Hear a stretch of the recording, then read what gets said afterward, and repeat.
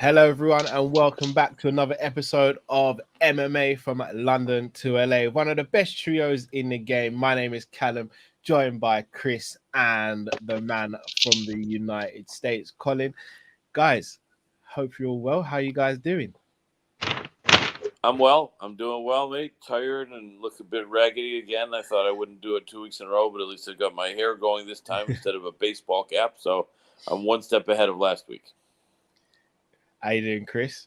I'm melting, man. It's like 29 degrees outside. Well, it's not anymore, but it Yeah. was like, I don't know what that is in Fahrenheit, Colin. I'm rubbish with that stuff. Like, it's Like hot. 90 degrees or something here. Or Yeah, it's not. something close, yeah. Yeah.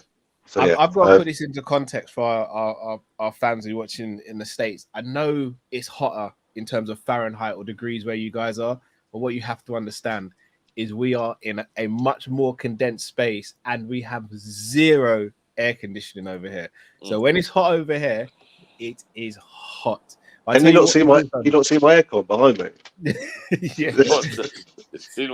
I've got this in front of me as well. Look, it's a fan. There we go. I've got a fan. Sorry to interrupt. Yeah, you know what I mean? That's my aircon back there. That's high-powered fan. Three stage power. All good. Man, they're trying to create a case of baked Brits over there. It looks like getting you guys cooked up. I tell you what's also cooking, the UFC after vintage performances from a few fighters, especially Ilia Topuria, but we're going to go into that shortly. Let's have a look back at the last card that happened, the fight night. So we'll start with the main card.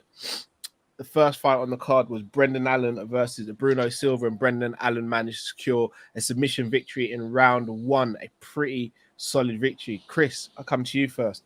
Brendan Allen started to make waves in this division. How do you think he did?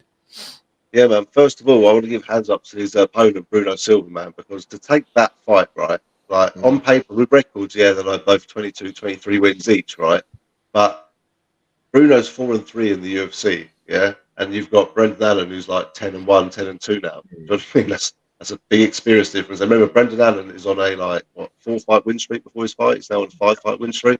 Indeed. So, fair play to Bruno Silva for taking that fight, especially like he's won one out of his last four and he's taken on someone like Brendan Allen. And that's why I just want people, I don't think people realise that when they see those two guys step in the cage, like that guy's taking a risk there.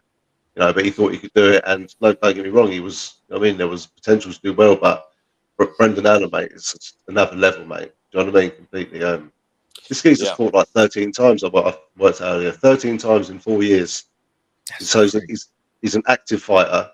His UFC debut was versus like Kevin Holland. Do you know what I mean? It's like, because he was which he won, and he was another bloody another guy from the Contender Series as well. You know, so it just shows. And this guy's come right through the Contender Series, fought Kevin Holland when he's had his win off that, which is someone else to win that, and now to be on a 5-fight win streak. You know, very impressive, mate. It's definitely one to watch. Very a quiet one, as they say in there. And his surname's Allen, man. Cool. He's definitely got me related. He's definitely related to me somewhere down the line. There you go. and just like a lot of the Eastern Bloc fighters, he has his own headgear he wears to the weigh-ins. Except this looks like an old American Western type of hat with a fur hat he wears. It's the hat a lot of people in the colder climate will wear in the United States and the colder states, and kind of a. Fur kind of makes a guy look like a jackass wearing that kind of hat. But that's his moniker now. He's got that hat and comes in there, wearing his shorts for the weigh-in, whatever. And very good jiu-jitsu man, tall, long fighter, strong guy, cuts a lot of weight, and he's got some hands now. He's got a good chin. You know what I mean? I think that. I think that's kind of four things, and so many people think of the three skill sets: the grappling, wrestling, and striking. But I think now, I'm looking at it, and I think I'm always going to include that fourth factor in there, the chin, because although his striking, I'd say, could only be called maybe decent to pretty good, he's got good wrestling, good solid wrestling, good solid, very good jiu-jitsu, and a very good chin. And so those three allow for him not being brilliant in the fourth important factor of striking. That that choke was deep, man, and how quickly did he whip that on as well, mate? I just want to add, Man, wow. just You know what I like mean? that's that black belt skills. I don't know if he's a black belt, but at least a brown. And Good yeah, enough, basically, yeah. yeah. I like Silva though. I thought Silva could win it. I thought Silva's striking was going to be good enough, and he had his moments, for however long the fight lasted. But yeah, Allen's a force. Allen's a tough guy. He's ready for the top. He's ready for the top 10, top 12 guys for sure. Well, that's a beautiful segue, Colin, because I was just about to ask you, both of you, who would you guys match him up with next potentially? As you said, knocking on that door of top 10, top 12 now. Is there a name that sticks out to you guys? What weight class is it again? Middleweight, Middleweight. Isn't it?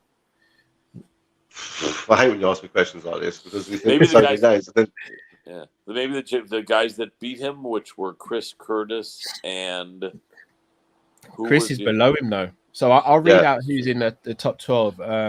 You've got Imavov, Gastelum, although Gastelum, there's talk that he's going to move down to 170 again. Hermanson, the Leadse, Brunson, Strickland, who's got a fight next week that we'll discuss. Paulo Costa, who's booked for a fight. Fight the loser at the Strickland fight. Someone posted that. I saw someone posted that on Twitter, and I think that would be a very interesting fight. Yeah. Probably, Dolidze. Yeah, Dolidze. Unless he can get Strickland if Strickland wins. Remember, Strickland beat him handily. So I think he's improved since then. He didn't really have, his hands were really, really poor then, and since they've improved. But yeah, I have a feeling we'll be seeing him against one of those names. Yeah, man, definitely moving up the ladder for sure. Especially after a dominant win, 5-fight win streak. How can you not? But actually, no, I'll say that. Look at Leon Edwards, mate. He fought 11 fights, but we won't go into that. Yeah. You know what I mean? Right. Yes. And then we got headshot dead. Yeah, man. Anyway, we won't go too far into that. Very true. Yep. Right, let's move on to the next fight, which was almost a Israel Adesanya tribute from David Onama versus Gabriel Santos. Scored a fantastic KO victory and gave it the old celebration of the bow and arrow. What did you make of it, Colin? Very interesting. Yes, he did. He really did. And he was the underdog in that fight. A tough guy. I think he had lost his last fight. I like his name. Guys, I always think of this silly stuff. I put in my Generation X dad humor. So I would think he could be called David Remember Onama. Onama. Remember Onama. No, how about just remember the name Onama? If you're like, what a name on it's going to go with Onama. But anyway, people will be remembering his name off of that. He's a tough guy. He really is. It's interesting how these fighters will get thrown off course a bit by another really, really good fighter. And then people think, okay, now he's not good. He's lost. Look how poorly he looked at this and that. And then in reality, he returns to form in the next fight, having either got a bit of a softer spot opponent-wise or just being more experienced or even more determined after that loss.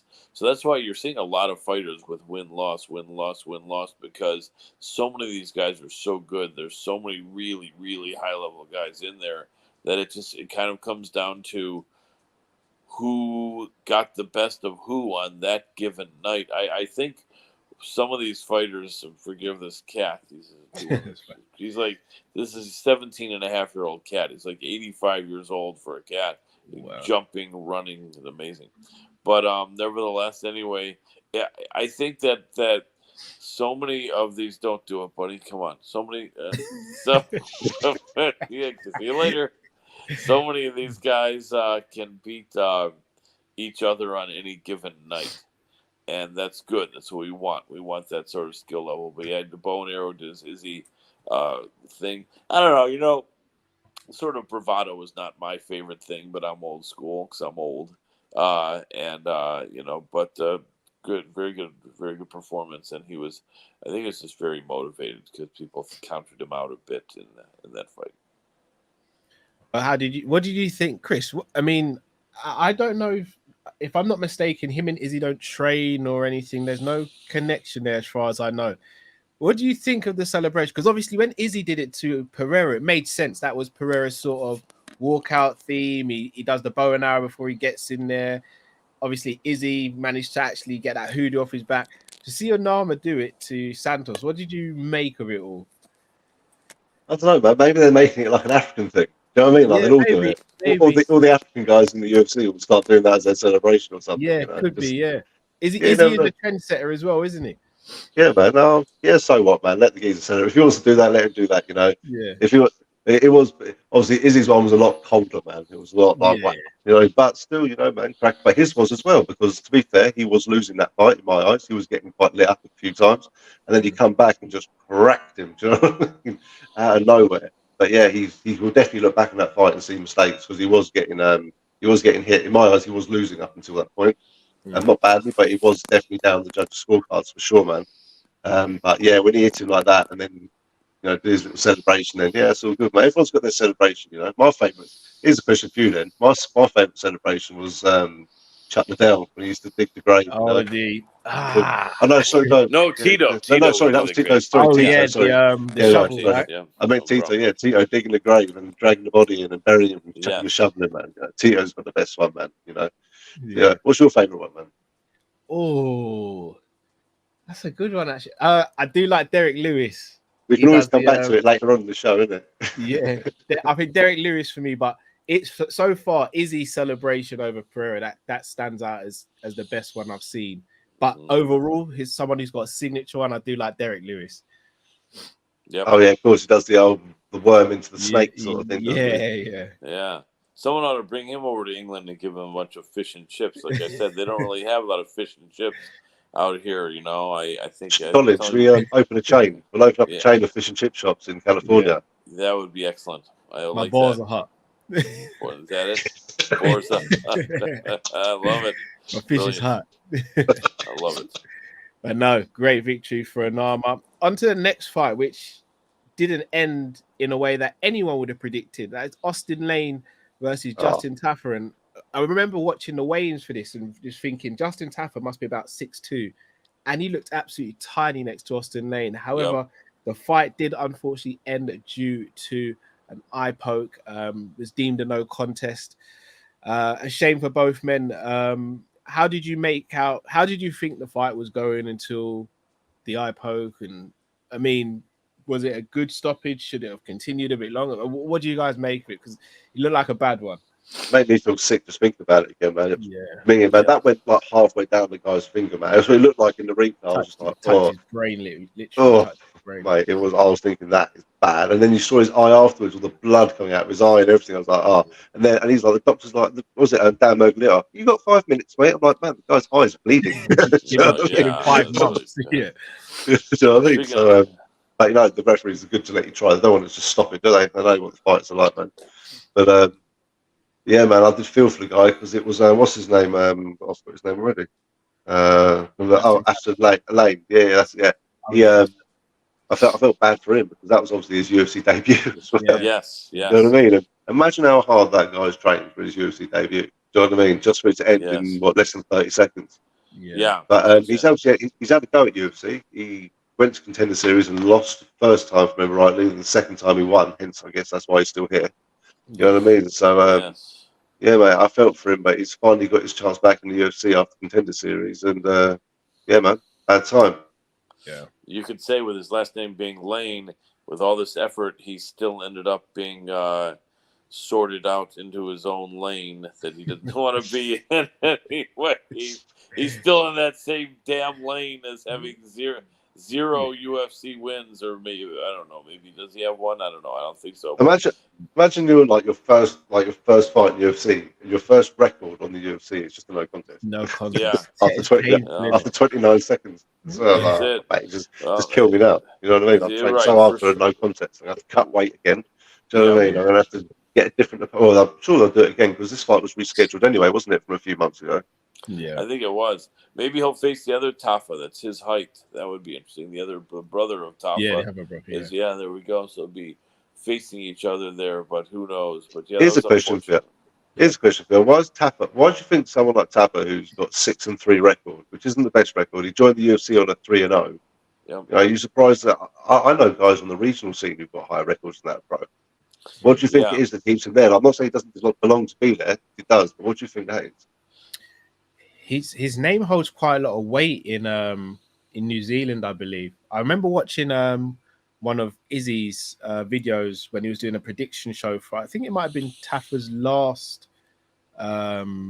fight. I think it was against Porter, I think it was, and he managed to get the knockout win. And apparently he's really popular over there and brings a lot of eyes from that region. So I think that's potentially, and he's a knockout artist as well. It's either he's going to lose by getting probably KO'd, or he is going to do the KOing. So I think that's probably what it is with him. Sells them pay-per-views. Yeah. Yes. Did he ever fight Tuivasa? That would be a good, exciting fight. No, that I think Tuivasa would take him. That'd be a hell of a fight, though. You know, there was, I remember on television years ago, there was just an odd channel or on cable. If you didn't have cable back then, because there was no streaming. I remember on one Saturday many years ago when you gentlemen were both being born, I was trying to find something on television. And the only movie was an Australian-made movie called Hard Knuckle about the outback, and it was about if you lost a game of billiards or pool, they cut off one of your fingers. Oh, that was part of the deal, right? High stakes. And the outback was just a bunch of garbage outside, and fires were like torches instead of like a light. It was just fires on platforms, and I remember thinking, man, this just seems awful.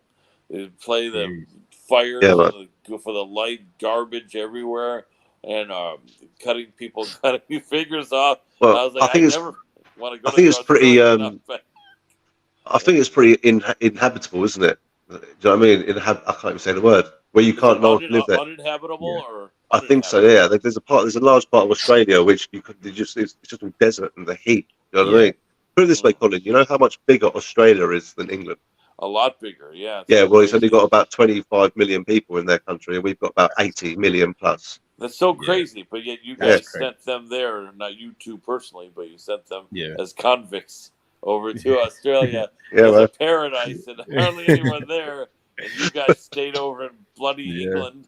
Well, you guys probably wouldn't have arranged it that way, but who knows? What can you do? But now you guys are good mates, good friends. The English and the Australian get along well, and the Irish, and it's I think Australians get on with everyone. They're like really. I've never come across an Australian that can't get with that. They're just really down to earth people. They really are. Cool. The kangaroos, though, it's funny how the kangaroos seem to be allowed to wander around there. Like, did you see that? Vicious things, man. Yeah, you're right. Did you see that footage of this guy and his son were being accosted? They had fed this female roo, as they call them in Australia, and then the male roo didn't like it, so he's like walking after them, trying to kick them, and he got his little hands there, and they're trying to. And then the father keeps pointing at him, like, "Listen, you, that'll be enough of that." Stop that. Yeah, man. Right there. You see the muscles on their arms and their kangaroos sometimes. It's solid, man. Yeah. And then they're trying to keep kicking at him, and he's pushing him back like that. And the kangaroo keeps following him. And I mean, I was thinking to myself, what kind of a zoo or animal sanctuary has the larger animals outside of cages? Like, we don't have anything like that here in the United States. I don't know if you guys do as well, but it's just kind of odd. They would leave the kangaroos out there to accost whoever they want to accost, right? Is that how it works? I went to Hawaii a few years back, and I went to a zoo out there. I think it was in Honolulu, and none of the some of the animals were, but a lot of them weren't caged, but they were sort of like electrical wires and fencing around it. But I'll be honest, like the lion section, I reckon a lion could have jumped over. I was standing there and I was thinking, there's not much stopping this if they really wanted to. And like I was thinking, I don't know about this one, but everyone says it's safe there. There's been no reports of any accidents, but even the elephants can kind of wander around to an extent.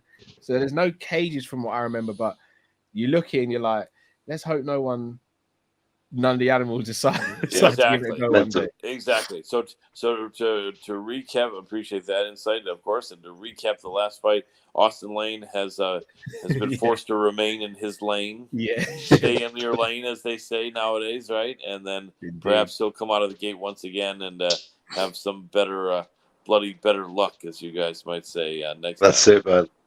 Indeed. Speaking of bloody, though, we are going to speak about the co-main event of the evening, which was Amanda Ribas versus Macy, the future Barber. And guys, we've had some great women's fights. We've had the likes of Wei Lee versus Jacek, Nunes versus Cyborg.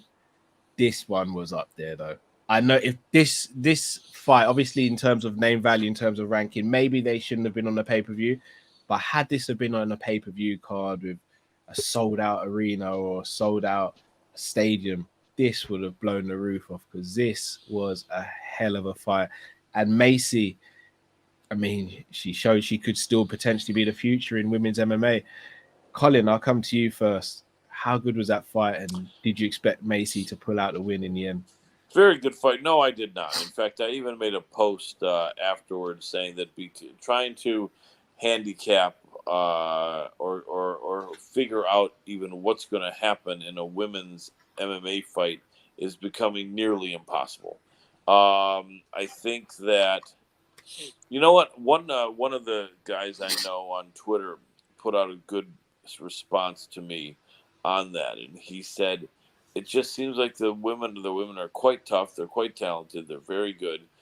But it seems like some of their performances are a bit inconsistent, not only from year to year, but sometimes even from fight to fight. And either that or just they're having more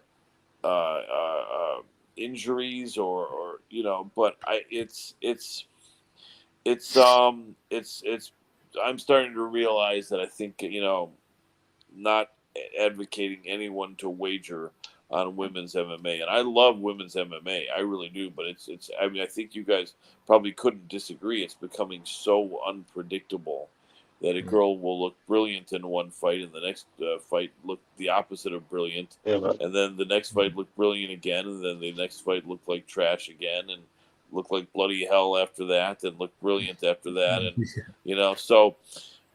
Macy Barber was had created that Zen, as I kind of refer to it. It wasn't really Zen, but it almost seemed like a new Zen uh, type of energy and result, which is winning fights without really winning, as she would lose a fight and the judges would give her the victory.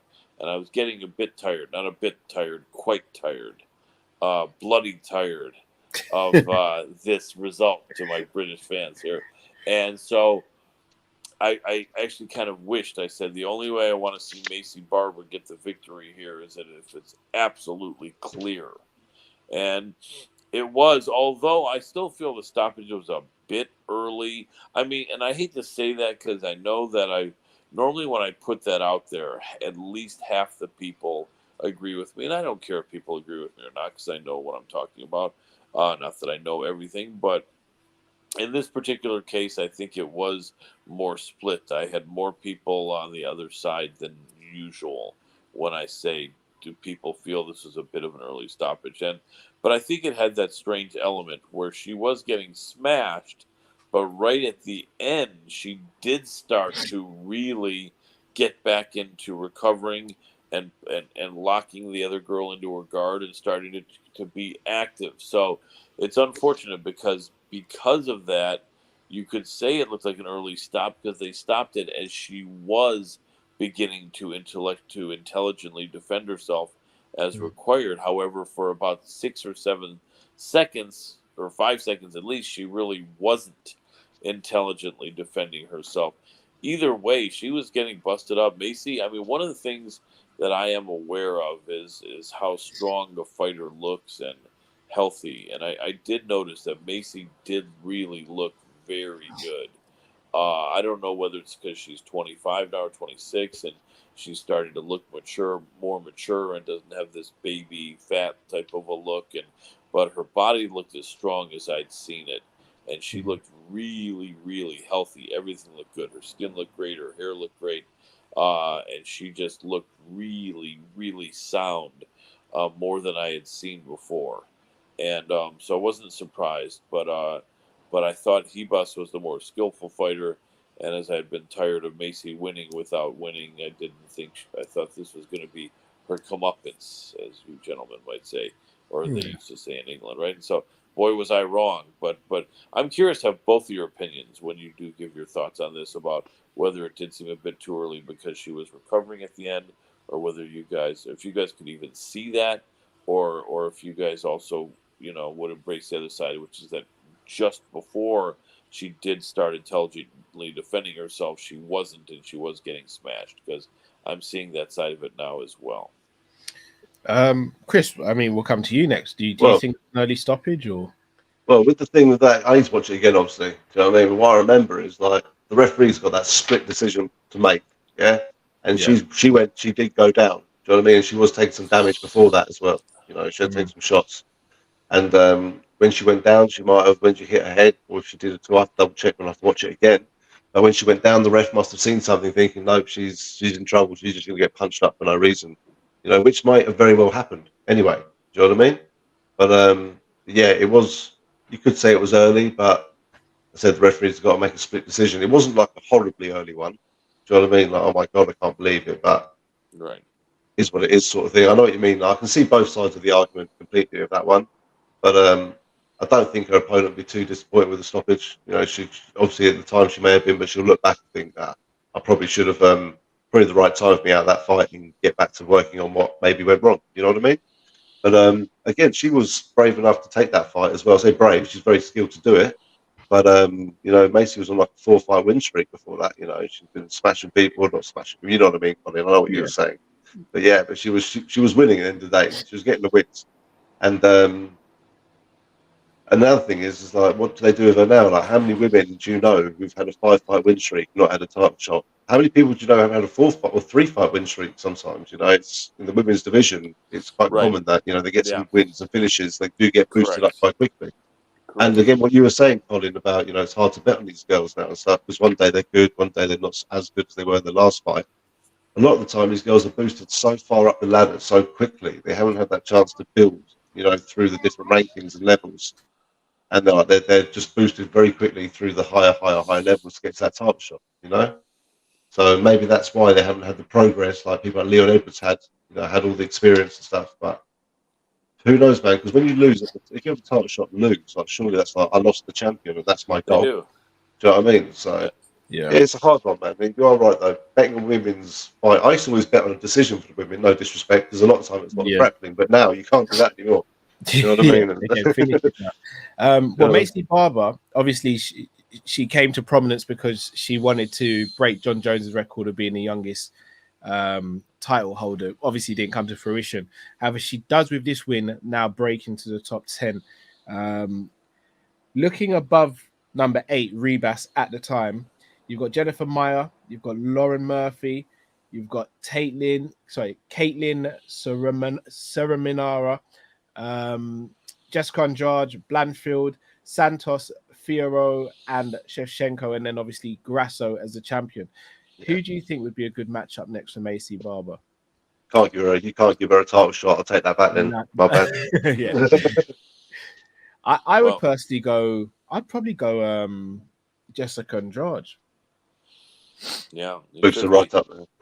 Well, I mean, Think now that Meatball Molly is on fish and chips in Liverpool instead of no, forgive me, she's still fighting. She's not serving fish and chips yet. This will be next year, not this year. Next year. No, God forbid that. We never. Well, she'd probably be a friendly waitress, though, I would imagine. But then if you give her a hard time, she'd dump the fish and chips on your head with some extra vinegar, So, I would to be fair, imagine. I'd say 90% of fish and chip shops, they're not restaurants. They're literally a counter that you go to, you get your chips, and Oh, you go home. oh, it's that it? Oh Yeah. well. Yeah, you know what? It's kind of the same here. You're right. I've thought about that. I don't know what the hell I was thinking, but nevertheless, all respect to Meatball Molly. I like it. I'm sure she won't be doing that anytime soon. But yeah, I don't know who she'd get. I think. Yeah, I don't know. It's tough to say. I guess it's going to have to be someone higher than her, and I don't know. But yeah, this Macy Barber. I don't know. She looked good there.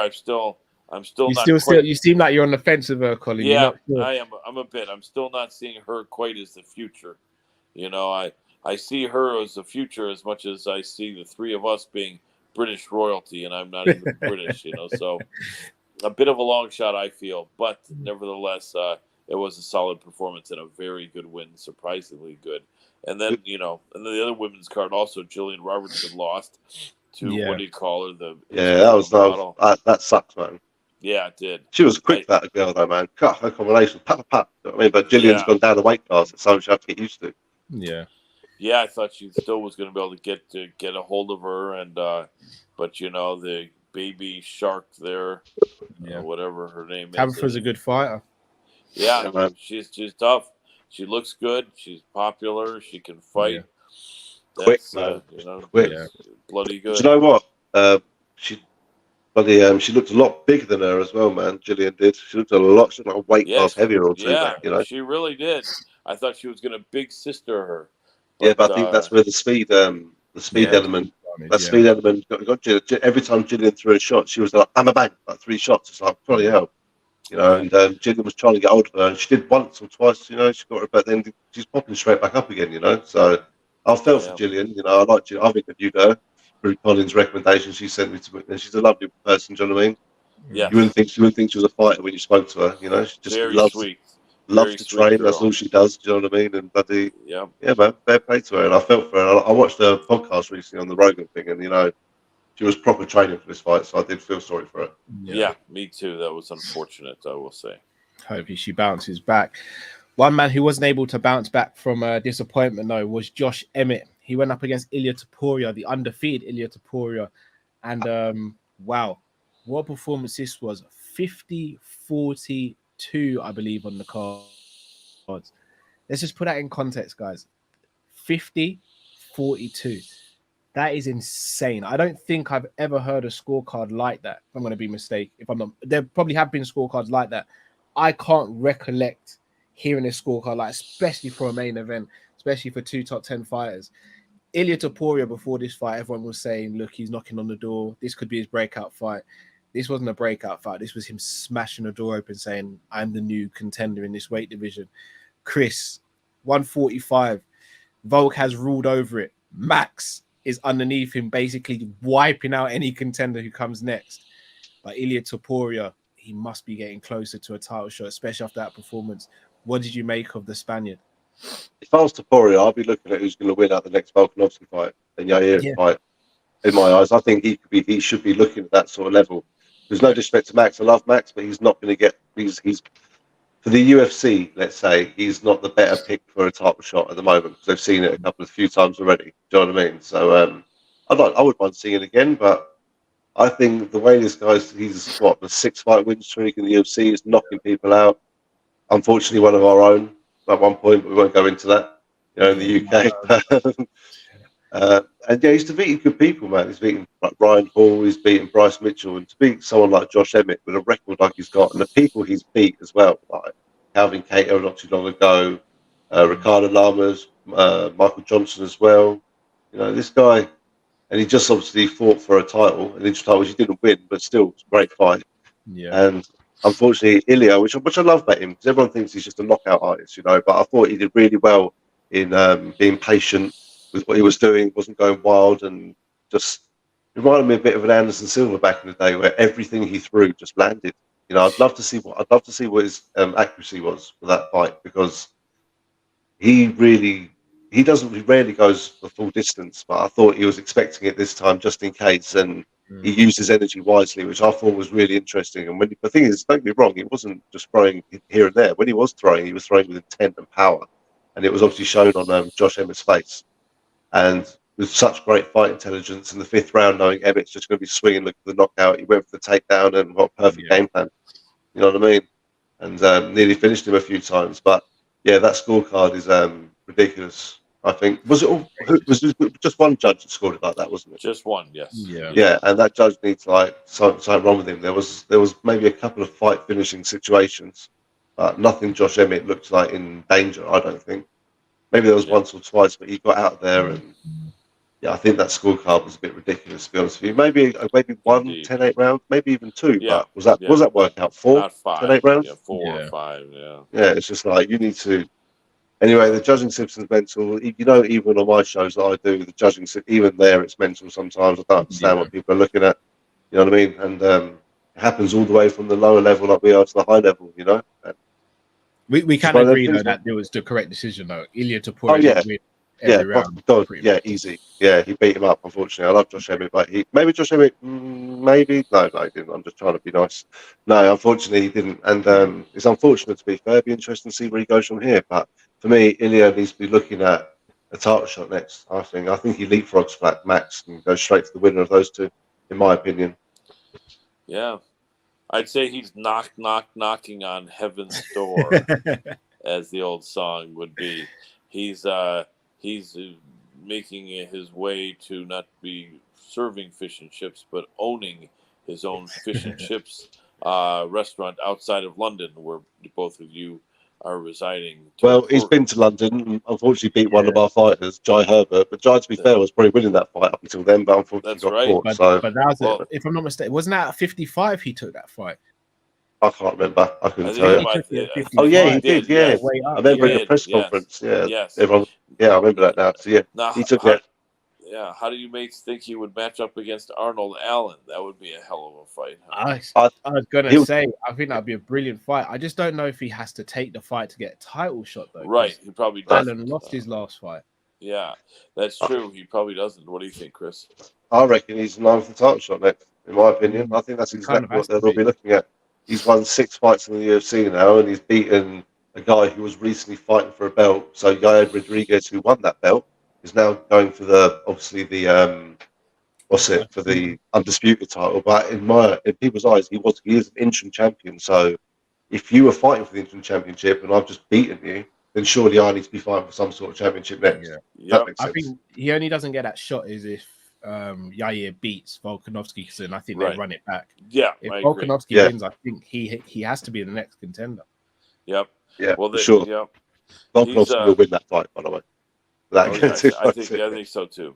But Yeah. he's no longer interested in Paddy Pimblett. I think he feels he's just a Pimblett now, and he doesn't care about him. I love Paddy Pimblett, man. He actually sparred Yeah. one of my fighters that I signed, Thomas Paul, the dev Nice. guy. He's sparring with him, and I love him. I think he's a great fighter, but I think Ilya would beat him. He'd either do exactly what he did today against what he did against Josh Emmett, Yep. or Right. he knocks him out. And I don't want to. And No, Yeah. Paddy I does know. leave his chin in the air, in his last fights, but he'll be working on that sort of stuff. Do you know what I That's mean? true. But The only thing is he'd be coming up a weight class, although he looked fine before. yeah, doing he's it, but, not going to bother. Why waste his time? You know what I mean? No. But Yep. Paddy Exactly. probably could come down another weight class. To be fair, That you know would what I be mean? But interesting. yeah, Do you think Paddy ever does anything to change his haircuts, or does he keep that? no man, that's the Liverpool look, man. Yeah, I think he keeps it. It's a bit of Yeah, the man. Beatles. He's like the new millennial Beatles look. Yeah. Well, it's like in America, you've got to go 300 miles for the dress code to change. You've got to go about 100 miles, sorry, and you're at a whole different accent and a whole different country. Yeah. That's it. Well, it's too bad that the remaining Beatles can't support him. It's they could get Paul McCartney and Ringo in there, and they could have him dressed up as John Oasis, Lennon. the guys from Oasis, but obviously they're Manchester. Do you know what I mean? But I think Yeah. they all still do things with him and stuff like that. So That's it. But why don't we move on? Sorry to take your spot here, Callum. No, Shall we move go on for it. Want to move on to the card, or are there any significant undercard matches that have high-profile names? I don't think so. but Neil Magny fought, didn't he, as well? Oh, we Yeah. forgot about that. Neil Sorry Magny about versus that. Rowe, yeah. Yeah, Magny, that was the twins, the Twin Towers there. it was a bit of a lackluster fight. It was very much a Yeah. dominant grappling against the cage sort of fight. It was a tactical fight because you don't want to fight Neil Magny like that. But after watching the whole fight, I'm actually surprised. I thought the other guy won. In fact, not only do I agree with that, but I looked at one of the larger OG websites, one of the original, most established MMA websites, and they're not paying me, so we're not going to give them any shout out. But they frequently show 3 of their experienced journalists judging the fights, each fight unofficially, and they had each of them having Phil Rowe winning. Each one of them, all 3. Wow. So I feel like Phil Rowe was, was kind of, Comes down to damage, man. The damage was it was clinching him and controlling him, but there was no damage there. That's what they're yeah, looking at, aren't they? Again, and even again, though what Neil Magny threw was limited, when they were standing up, he was pushing forward, throwing lots of strikes and stuff like that. right, And in judges' eyes nowadays, that's what they're going to look at. But if you judge it by octagon control, which you're supposed to, and things like that, then yeah, he won. yeah. And I Well, thought he won as well.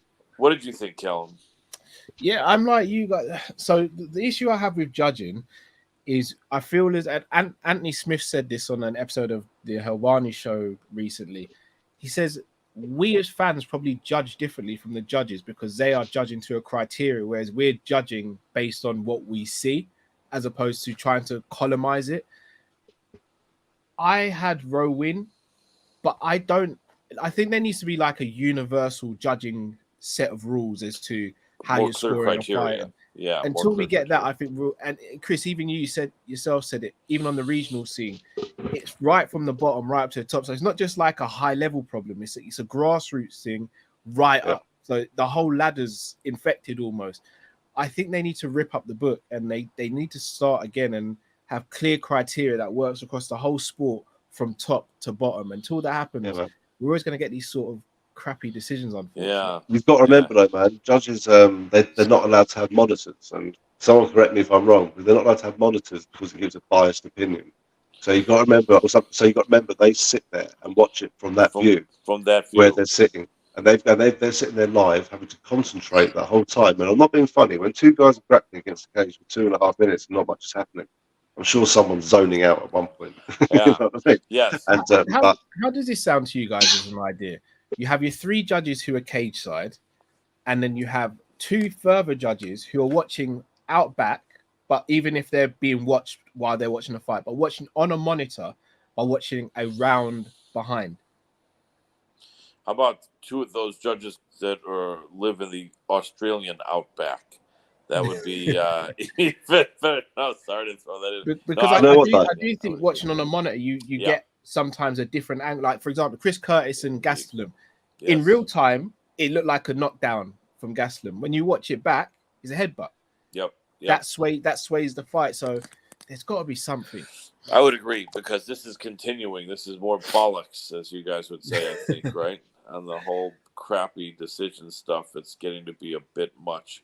Yeah, I'm getting a bit tired of it too because it's changing the destiny, of course, of people's lives. And Phil Rowe was on a good couple fight streak, and that was just quite unfortunate. Yeah, but you got to remember though, the UFC can't do nothing about it. They don't employ the judges; they get appointed by the Athletic Commission. You know, so they don't have a choice in who judges the fights. You know, it's literally out of their hands completely, and it's out of my hands completely. I can't pick my judges. That's the last thing you want to be seen doing. Yeah, picking your own judges. You know what I mean? And I feel for judges. I feel for referees. It's a hard job, but sometimes it's absolutely ridiculous what some people are seeing. But you got to remember, we see it from an angle that's very beneficial to us. We see slow motion, we see action replay. They don't even have a monitor. They're literally looking through the cage. That is it. You know what I mean? But sometimes, though, it is shocking, some of the decisions. It's like, I'm sure we could name a few, we'd be here for days, but yeah. And not shockingly good at all. Shockingly bad. Yeah. Do you guys want to touch on a thought I had? Then we'll go maybe 15 minutes to next UFC card. But did you guys hear about that PFL situation?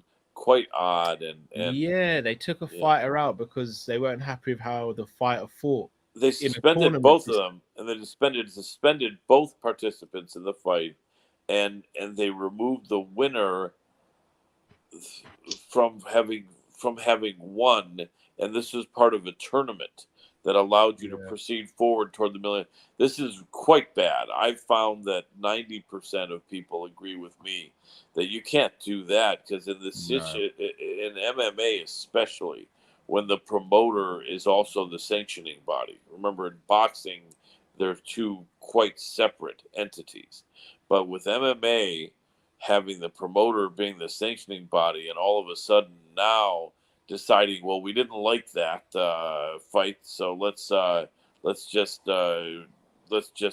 make that fight null and void and remove someone. I mean, you can't do that. This was a sanctioned athletic event, And I'm not saying people need to be crying all about gamblers because you don't have to. I But haven't seen it, man. I ain't seen the fight. Well, how bad was it? What happened? well, it It was wasn't a what. great fight. It No, wasn't they're a great both fight, good but friends. it's a They're both tournament, though, good isn't Yeah, it? but friends. Like, is it Adesanya versus Romero bad? Like, I'm no, talking them sort of things. You know what I mean? no.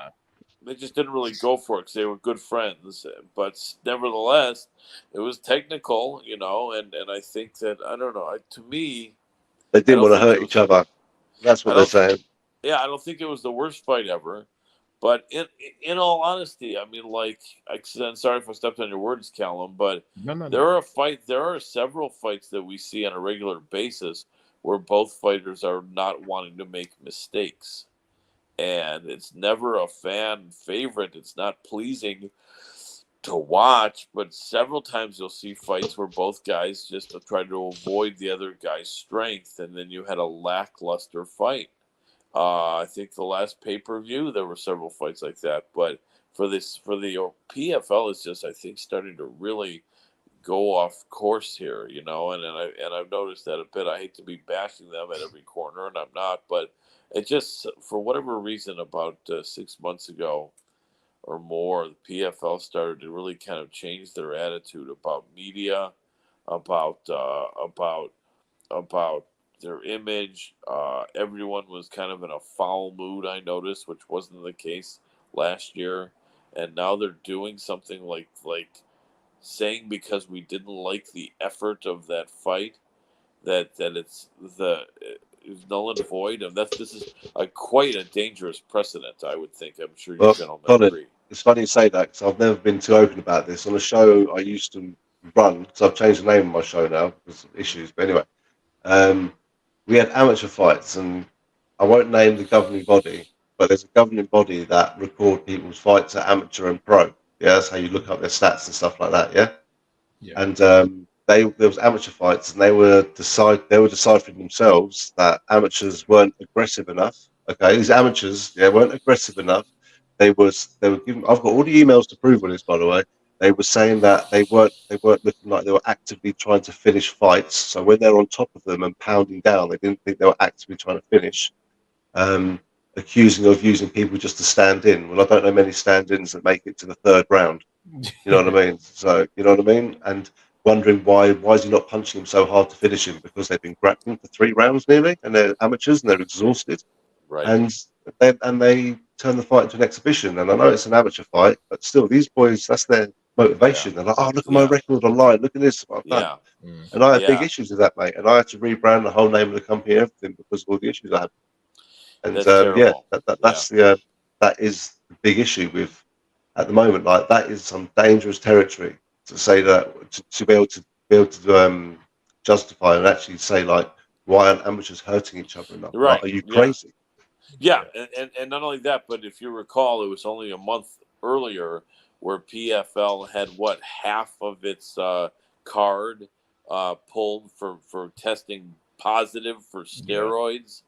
I don't know if you guys remember that, but I think 6 or 8 participants had to be removed from the card for having failed pre-fight steroid tests. So I don't know what PFL is doing. I'm starting to feel the three of us could be running an organization better. And then you brought Mm. Francis in there, and I love Francis. I love that meeting of face to face where John Jones came in Yeah. there and Didn't tried you to love that? pull. Didn't you love Yeah, that publicity I thing? like. You tell me. I'm not saying it was set up, but John Jones went down there full on knowing he'd bump into him at Yeah, some point. Yeah. John is so cocky. He's so cocky, and He will Francis is destroy just. him. He will You know, destroy him. I mean, I don't know, right? you He know. will destroy him. He will destroy Well, him easier than Garnett. I'm telling you. I don't know No. about that. I don't know about that. But I do know that that John I think was almost trying to get a psychological edge on Francis, and I think Francis it is. backfired. I think so too. Francis is a very easygoing guy, but he also knows what he has. He knows that his grappling improved a lot by training with his mate there, Kamaru Usman. He knows that his power is second to none in Mm. MMA, and he's a natural heavyweight, whereas John Jones isn't. And so, in all honesty, I think that that John thinking going in there and trying to psychologically dominate Francis. Not only that, I think that Francis just seems like this good-natured guy, this gentle giant from Cameroon and then France, and he doesn't English is not his first language either, right? Yeah. So I think some of this was lost as well. So it was really, I think it was just for naught. Because I think perhaps part of the nuance of the trash talk was lost because it's not Francis's first language, and the second part is Francis is not going to be intimidated. So it was just he should be. He should be, because I'll tell you now, right? Yeah, John Jones will take him to the floor, right, and destroy him. Right, he would. okay. He may, but he would need to be careful. And I don't think he's going to walk him So down. the game plan. He won't. He'll wait for Ngannou to throw one of his massive haymakers to try and knock him out, which John Jones has seen a million times, and then he'll just grab him, mate. Yeah, he'll grab him, he'll wrestle him to that floor, and then he will just pound on him. I don't know. And then he'll just choke him out in the first round, and that'll be the end of it. I'd put my mortgage on it. I really would. I might bet an order of fish and chips against you on that. Colin, I would get a pass in the local fish and chip. I'll ring that fish and chip shop up next to you, right? And I'll pay for 100 fish and chip dinners, right? And you can have them when they'll be ready. I love that. I love those odds. Yeah, American. I just hope one day they can make that fight. I don't see it happening. It will happen. It will happen in PFL. John Jones will beat Stipe. He'll retire, and then he'll go to PFL and he'll fight Ngannou for big money in like 3 years' time. He won't be allowed to though, because he signed an 8-fight deal with the UFC or something like that. So you can't just leave and then suddenly go fight. Not only that, but with well, he'll just retire. Right. But isn't the PFL, to use some of the great British colloquialisms and slang, I would say PFL is a bit dodgy and a bit cheeky. I've dealt with PFL. We've dealt with PFL because we've got signed fighters, and we've had a couple of guys go to PFL. But and it's always been easy going. But you got to remember, there's PFL Europe as well. You know what I mean? So, which would you say, are they more dodgy or more cheeky at this point, Callum? What would you think? In between. Yeah. In between, yeah. Chris, more dodgy, more cheeky. I don't know, mate. I reckon they could also be under pressure from like these places that record records, saying that people aren't hurting each other enough. You know what I mean? I don't know. I'm sure they wouldn't attack someone like PFL to such a big organisation. They attack the small shows. Don't get me wrong, but mate, they're just. I think there was one of them one of their signed fighters or anything like that. Do you know what I mean? Was there something? Because what would be the reason to do that? Why wouldn't you just leave it? What was their reasoning to do that? Did they have a reason? So apparently someone said that they wanted to have Shane Burgos move on to the tournament because he was a UFC fighter who had been in several action fights. I don't know. But in all honesty, I mean, then again, now they have Francis as the head of UFC, PFL Africa. I mean, that would be like if I made, because Callum, you're Jamaican background, if I made you the head of MMA London to LA Jamaica branch. I mean, there's no action going on there.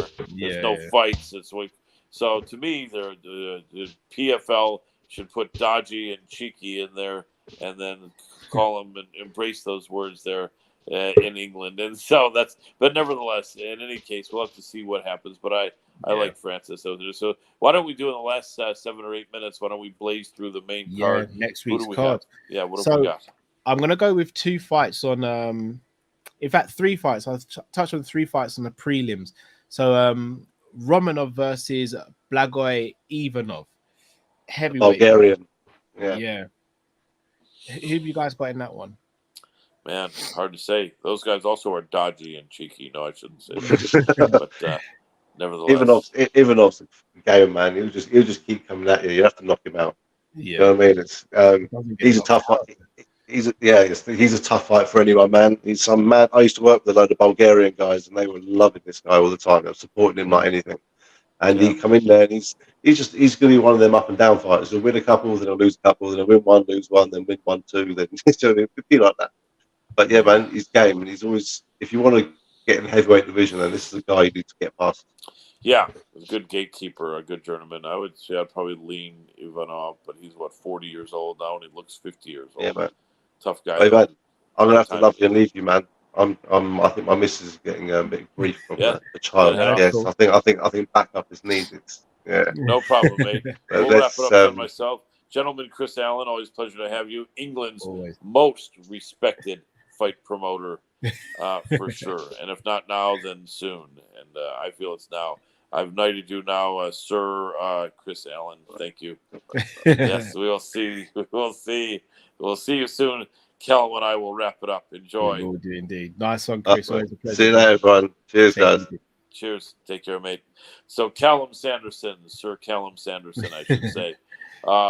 We were so yeah. I that's it's a tough fight there. Both guys. I mean, in all honesty, it's frustrating because they're both great athletes, but Yeah. Romanov has looked a bit subpar, and Ivanov has had so many fights, and he's older fighter. So I think whoever loses is in a bit of trouble with their career. That's what I would say. So Yeah. I don't know who's going to win. You have a lean one way or the other? I'm going to go with Romanov, but I do think it will be a decision victory. I don't see him stopping. Yeah, even though. You're probably right. Next up, Yana Santos versus Macy Chiasson in the women's bantamweight division. That's an interesting fight. I've interviewed both of them several times. Both nice girls. Yana's got what, 2 kids now, or the second one's about to come with Tiago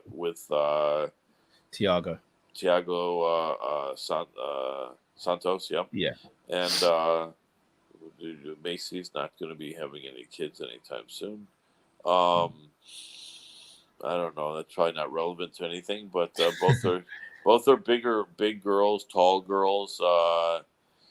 The better on the ground is Macy. The better striker is Yana. I don't know. Again, I mean, I think this is a fight that both of them are fighting. Well, Yana's fighting to remain relevant because she's had several losses. Macy is actually is in the picture. So I'd say Macy will be favored and probably wins this, but I think Yana's going to be fighting hard because she's only, I think, 32 years old perhaps, and doesn't want to be having to call it a career as of yet, although she's been a professional MMA fighter for, I think, 8 to 10 years, so a good while. Long time. Yeah, but you have to lean Chesson, I would think. I'm with you as well. I think Chiasson, she will try and take the fight to the ground. I think she'll dominate on the ground. Making his return to the UFC is the Motown phenom Kevin Lee, fighting up at welterweight against, I hope I don't butcher this name, Fakhretdinov. Yeah. Fakhretdinov, sorry. I'd have to say Kevin Lee is the Kylian Mbappe of UFC fighter. I'm bringing that guy's name. My new favorite footballer, Mbappe. Because he hits you with the M and the Bappy, and then you've thrown your game all completely off there when you get hit with that. Nevertheless, Kevin Lee is back. Motown. I'm from Motown, and originally for many years. Yeah, and but Fakhretdinov's tough. I don't know. It's like, it's a tough match to come back to, isn't it? It is. Lee. I'm gonna cheer for Lee, my Michigan guy, and but it's gonna be tough. I'm not sure what the odds would be. I'd imagine Fakhretdinov would be favored, but it's almost like if you lose to him, you're like, fuck, rat. That's what you say. That's what his name. That because when you lose, you can say that name. Fuck, right? But anyway, I don't know. Probably, I'm hoping Lee, but I'm thinking perhaps he may be a bit up against it. Although he was a good fighter, had some great wins in the UFC. Maybe they're going to bring him back and give him a shot. So maybe I don't know. This should be a competitive fight. What do you think? Yeah, I think Kevin Lee is a lightweight. I think him fighting at welterweight is him saying he doesn't want to cut weight, but I do think he's more of a lightweight. Anytime I've seen him at welter, he just looks undersized and overmatched there. Perhaps he's putting some size and mass in the time he's been away from UFC. I know he fought for Eagle MMA for a little bit, but he's a lightweight for me, and I don't think this is a good fight for him. But I'll be cheering for him. It'll be nice to have Kevin Lee back in the spotlight in UFC. He brings a lot of eyes to the product. He's brash, he's loud, he can be really funny when he wants to be. He's very articulate and very uh, very thoughtful in his delivery and everything. So I like Yes. Kevin Lee, but I think this is a bad fight to come back to. But I hope I'm wrong. Me too. Same thing. Just going to do a couple fights on the main card. So going to start with Max Griffin versus Michael Morales. Michael Morales undefeated. Max Griffin is a UFC veteran at this point. Do you think this is a breakout fight for Michael Morales potentially?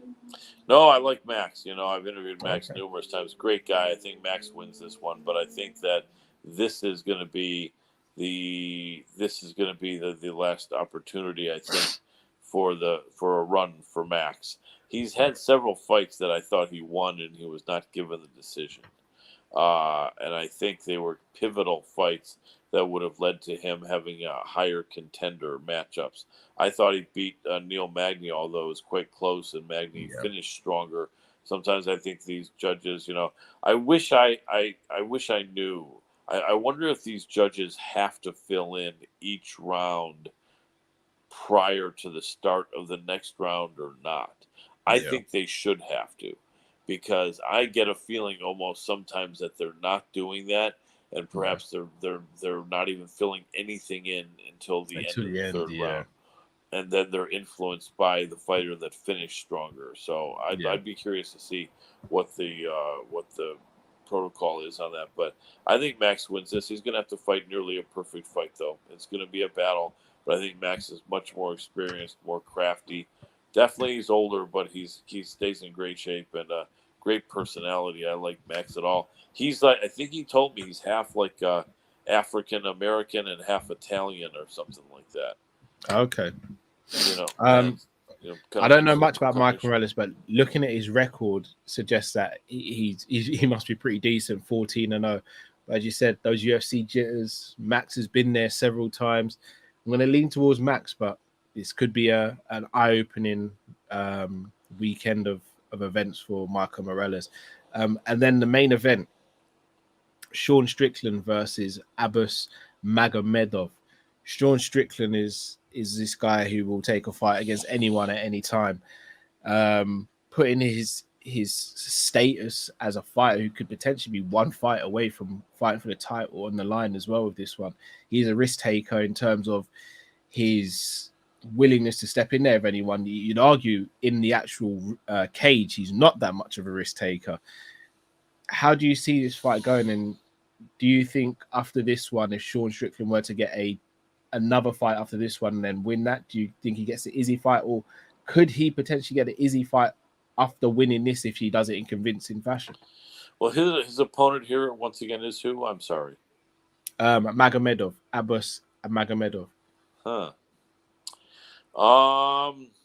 Yeah, I think off of this one he could get an Izzy fight. Although wasn't Izzy Whitaker's fighting Duplessis, and then Izzy doesn't have anything signed right now. He doesn't. So I wouldn't be surprised if Strickland got a title shot next. If he's impressive, the only thing that I think could get in his way is if Duplessis does get by Rob Whitaker, which is unlikely but not impossible, right?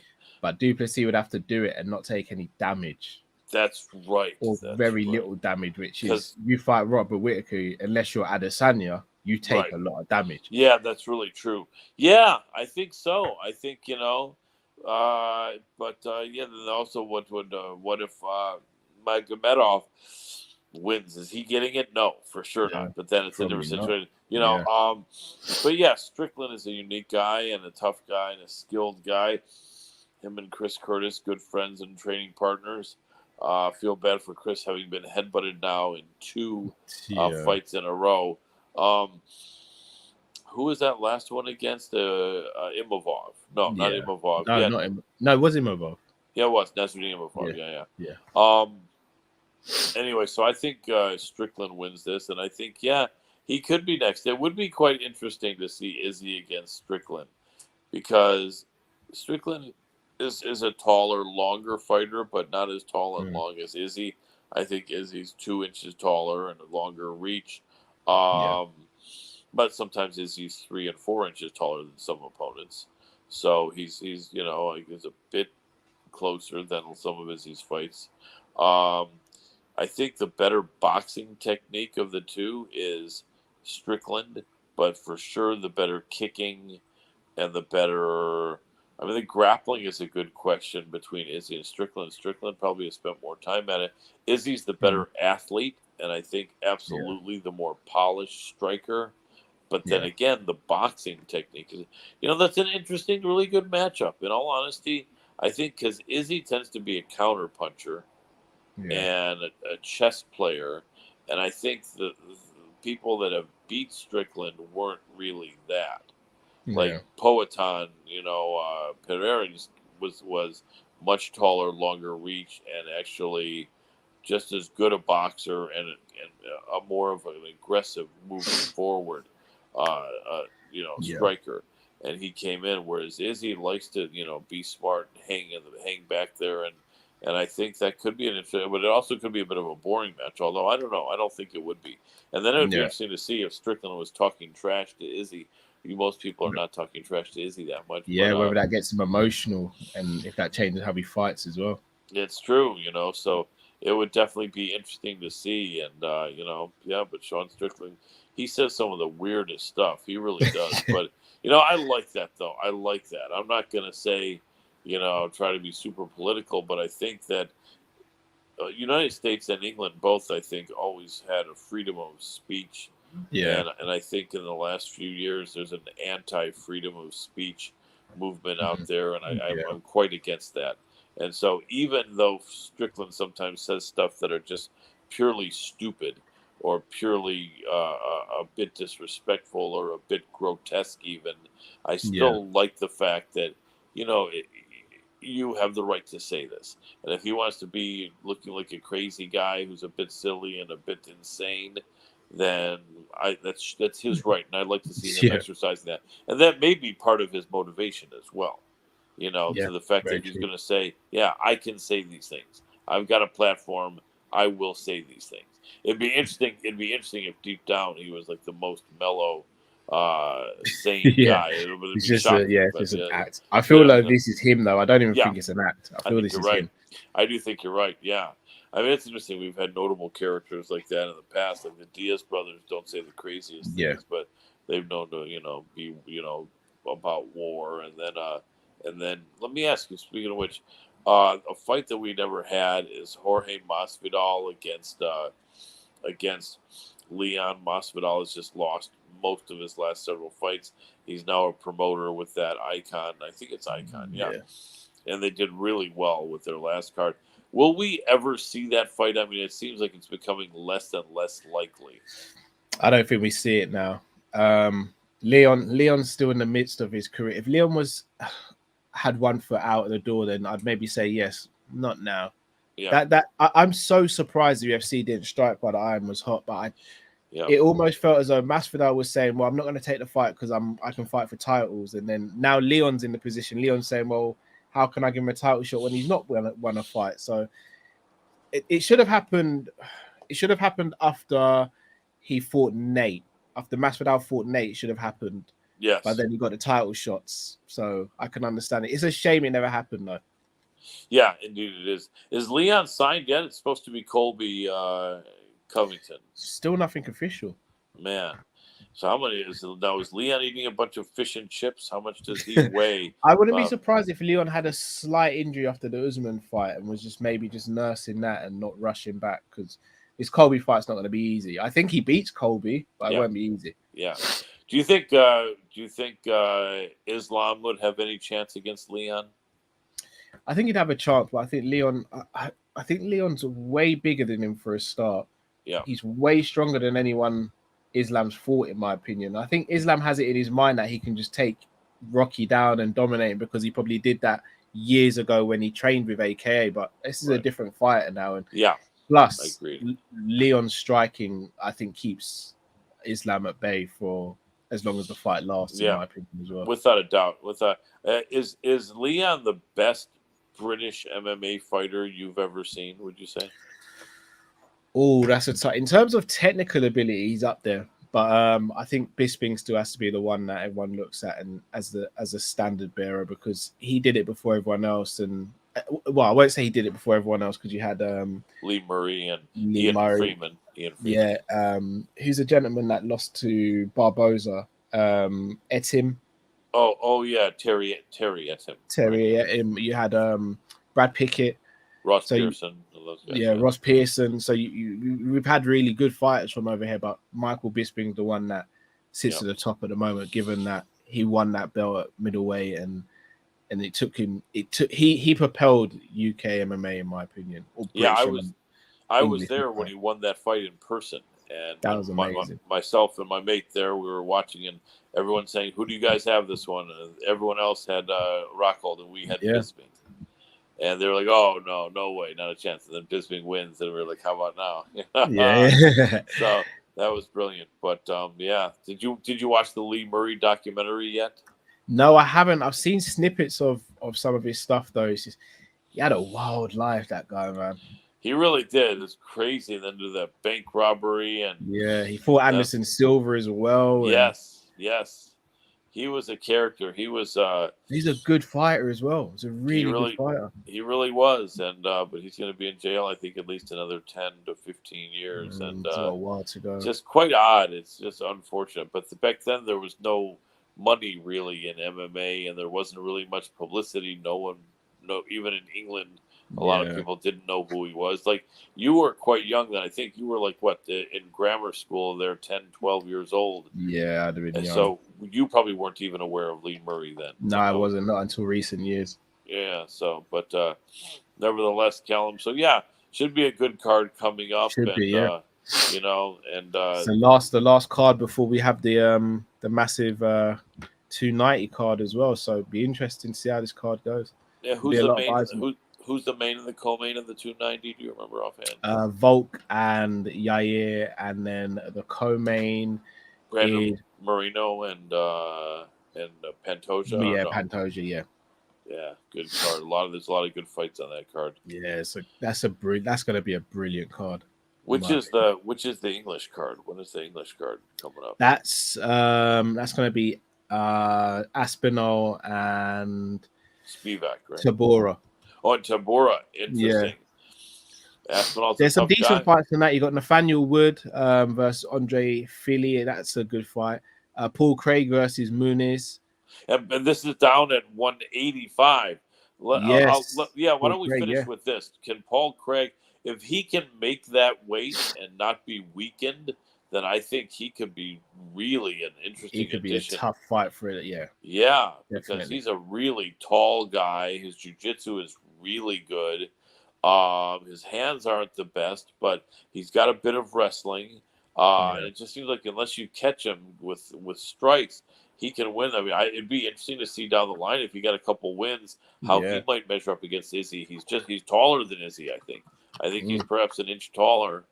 And but man, how thin is he going to look? I'm gonna say I need to see him on the scales because that's a big weight cut. Because he's always been pretty good in shape and stuff. So he's gonna have to really diet hard, and that weight cut's gonna be tough on him, I think. Yes, one day maybe if we've done the show long enough, I'll do that impression that I told you and Chris about. One day, maybe. I'll hold you to that. Yes. Maybe after we've done this quite well, but I think hopefully that'll be down the line, and we'll have quite a few sponsors in place, and then I'll be able to actually do my great Scottish impression of the scenario that I created involving fictitiously Paul Craig and some quite silly, funny stuff that. You'll hear me do in a Scottish accent, speaking about, but for now, only for my good friends. Only for us. Yes. But no, Colin, it's been an absolute pleasure. Obviously, Chris had to leave early, but a pleasure doing this with Chris as well. Yes. We are going to be back next week. Anything you want to say to people before we head off? Yeah, I appreciate it. Well, you can find me all over the place. This is a brilliant show that I love doing with Callum and Chris. And then we've got MMA Power Hour on Twitter Spaces every Tuesday night between 6 and 8 p.m. Pacific time in the United States. Sometimes we go a little bit late as well. Excuse me. I'm doing some, occasional interviews for the UFE Ultimate Fan Experience as well. Should be more possibly coming up soon, and I'm sure going to be very active on my Twitter, as I always am, or as my Scottish friends say, Twatter. You can always you can find me on Twitter there, mates, and then and then on Facebook a bit because I'm old, and Instagram a bit because I want to be young. Not TikTok yet because I think it might be a bit preposterous. I'd be the oldest man on TikTok if I got on there. But yeah, that's about it. And then Callum, let them know too about the great work you do. Yeah, so you can find me at Callum Sanderson on all social platforms. Also, you can find me on the Sanderson Show. We're doing watch along for UFC 290 and all the headline pay-per-view events, and doing some shows in between that as well. Hopefully going to secure a few interviews soon as well. Most recent interview was with Farah Hanoun from MMA Junkie. So yeah, check us out and support us. And Brilliant. For Chris is Chris Allen MMA as well. So go and support him as well. Yes, indeed. Well, I'll tell you what. Yeah, we appreciate you guys being here. Yes, another one of the books. Callum, brilliant. Great working with you. I appreciate it. Great hosting. I'll let you wrap it up for us. Indeed. Well, people, that has been MMA from London to LA. Make sure you smash the like button. Make sure you subscribe to the channel and leave your comments below. Until we see you next time, take care. Let's go. Peace.